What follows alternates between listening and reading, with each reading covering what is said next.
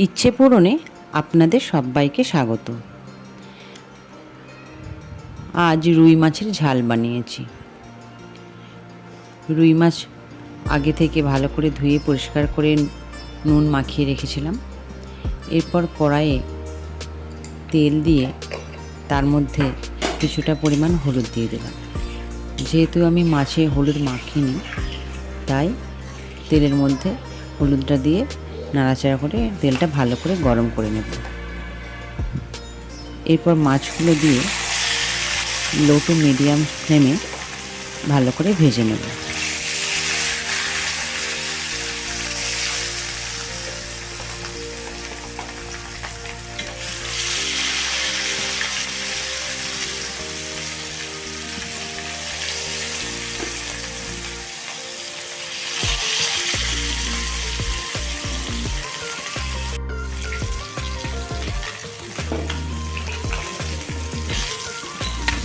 একদিক ভাজা হয়ে গেলে উল্টে অপোজিট দিকেও ভেজে নেব।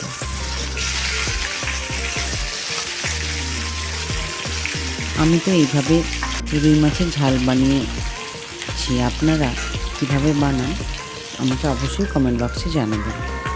মাছগুলো ভাজা হয়ে গিয়েছে, আমি একটি পাত্রের মধ্যে তুলে নেব।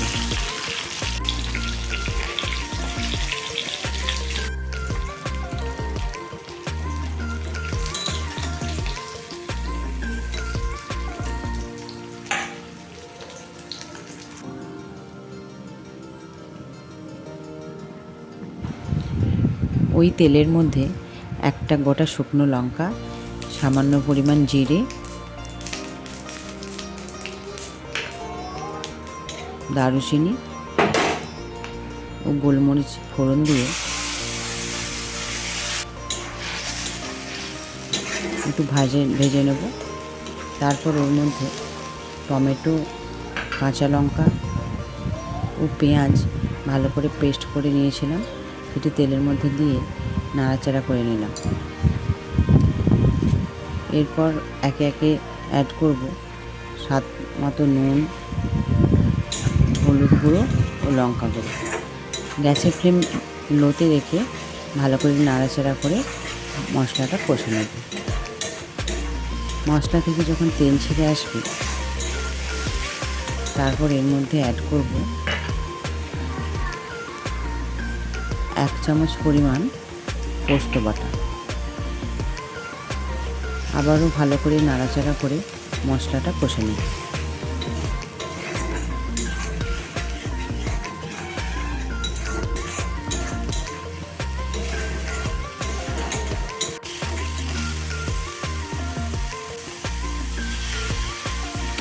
মশলা কষা হয়ে গেলে পরিমাণ মতো জল দেব।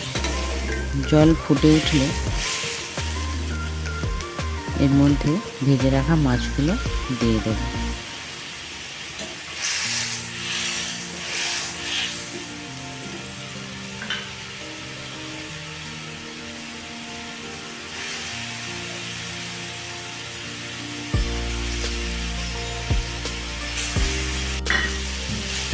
মাছগুলো দিয়ে ভালো করে নাড়াচাড়া করে ঝোলের মধ্যে মিশিয়ে নেব।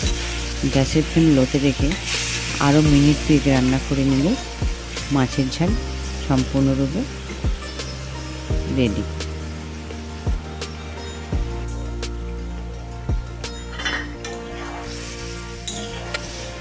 আপনারা গরম গরম ভাতের সঙ্গে এইভাবে রান্না করে দেখবেন, আশা করি ভালোই লাগবে। সম্পূর্ণ ভিডিওটি দেখার জন্য অসংখ্য ধন্যবাদ। আপনারা রেসিপিটি অবশ্যই বানাবেন এবং কেমন লাগলো কমেন্ট বক্সে জানাবেন।